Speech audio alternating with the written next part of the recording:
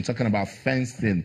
Fencing isn't so much of a big sport in Africa or even Nigeria, but the Nigeria Fencing Federation, they're trying to make it a sport that we can follow. And so when they won the right to host the Cadets and Junior Championship, a lot of persons say is welcoming. And that's right there. Pictures you can see, about 12 countries from Africa are featured at the African Fencing Junior and Cadet Championship right here in Lagos. And the president of the Nigeria Fencing Federation, Adeyinka Samuel, he says, look, I'm excited. We love what went down. The experience was good for Nigerian fencers. It's the 8th Cadet and Junior African Wrestling Championship. And he says, look, aside just telling you guys about fencing, aside looking at the talent that we have for fencing in Nigeria, it was good for Nigeria to also know what it's like to organize a fencing event. The fencers won 2 bronze medals at the 4-day event, with Tosan Egbesi-Morene winning a bronze medal in the boys' individual foil, while the girls' junior team won the other bronze in the women's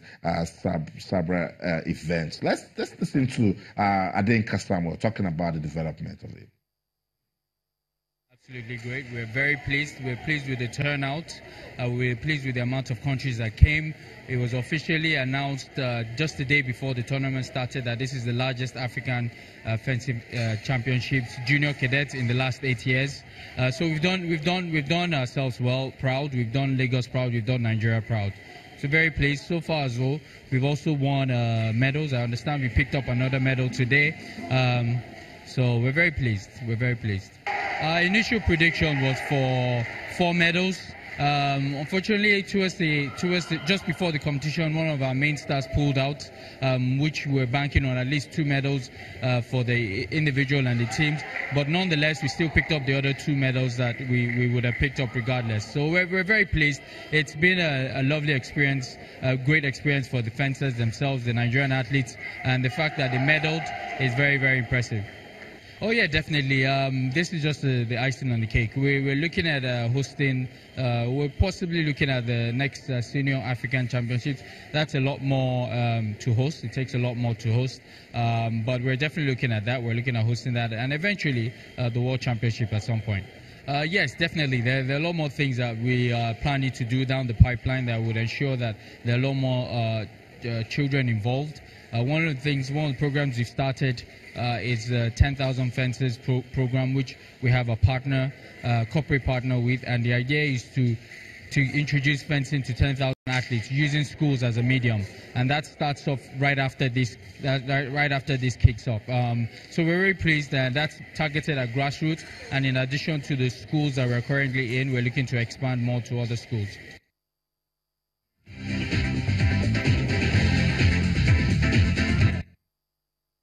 Welcome back, Sports Tonight on Channels Television. We're taking a look at what's going down in our world of sports. Just gone by, the president of the Nigeria Fencing Federation, Adeyinka Samuel, are saying, look, we're pretty excited. We love what went down at the 8th Cadets and Junior Fencing Championship. Nigeria hosted that one right here in Lagos. And he says, look, it's a good one for talent discovery and development. For some of the sports that aren't so known in the country, start wondering, how do they get their talent? How do they take care of coaching? Do we have qualified coaches? Let's listen to one of the coach at the fencing championship and then his own experience about the competition. For our first major tournament, the results has been great. We were able to get a bronze medal. That was last week Friday, and we had another fencer in the quarterfinals of the event, the men's foil event. That was yesterday, and let's say 2 that went out in the round of 8. Yeah, so the performance has been really good so far for the first tournament we've been in, international. I'm very, very impressed with them, to be totally honest. I never even expected results like that. For now, we just came to use this as a test. As a test tournament to prepare for the next, but we actually had a bronze medal. I believe in that, but with the competition right now in Africa, I never actually believe we could get, but fingers crossed. I had the belief at the end, but they did really great. I'm proud of them. A medal is really a huge feat. There are a lot of countries that have been there longer and haven't even had And in just 6 years, Nigeria has been able to get a medal. The major thing I want to advise the young athletes coming into this sport, one, you have to be academically sound. That is it, because we are building fencing similar to the way it is in the other, in more developed countries or advanced nations. Fencing is a sport, a thing of the mind, so you actually have to be good academically and good as an athlete, and that is the package we actually want in fencing. So if you actually want to come into fencing, you have to take education quite seriously as well.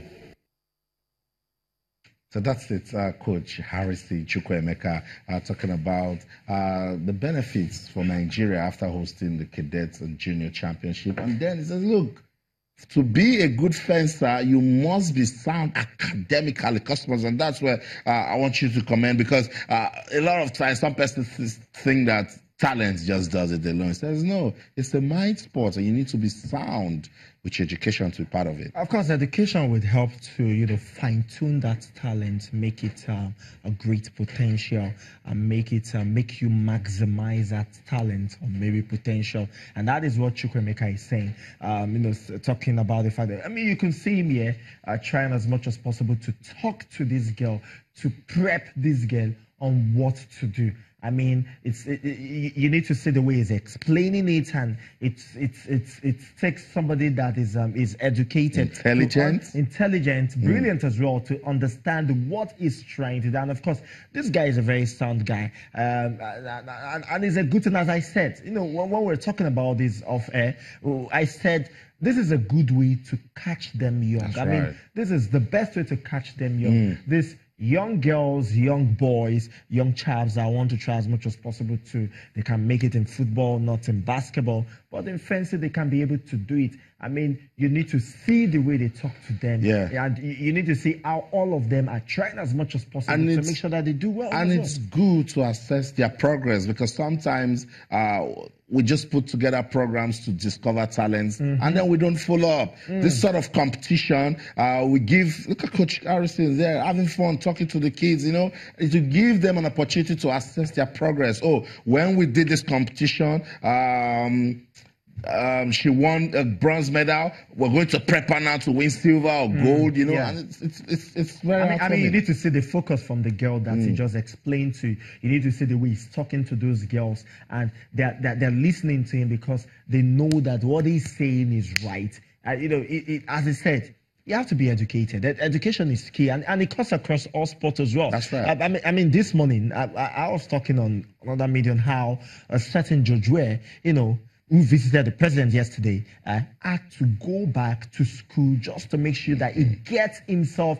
And right now, is a president of a country. Now, education is very key. So it cuts across everything. It makes you, as I said, to be better at what you do. And that is just it. And that is why you see a certain Seyi Olofijano who has a PhD in what he does. You see Seun Adigun. You see Seun Adigun. You see Klitschko. Let me even come back to Nigeria. You see Seun Adigun, who has a doctorate in education. In fact, while she was preparing for the Boston competition at the she was writing exams, she was writing a thesis, and that is something we're talking about, and that is what is a good thing that is catching. So because some might just think that it's all about picking up the sword and then come and then try to. It takes intelligence. It takes intelligence to even swim. It's a technical sport, so if you're not intelligent, but this is good because this is the best stage to catch this talent, to teach them, and then they will grow with it. And so we've listened to the president of the Nigeria Fencing Federation, and we've also listened to Coach Harrison Chukwuemeka. This guy is a charismatic guy. It will be good to listen to the young stars. So let's listen to some of the athletes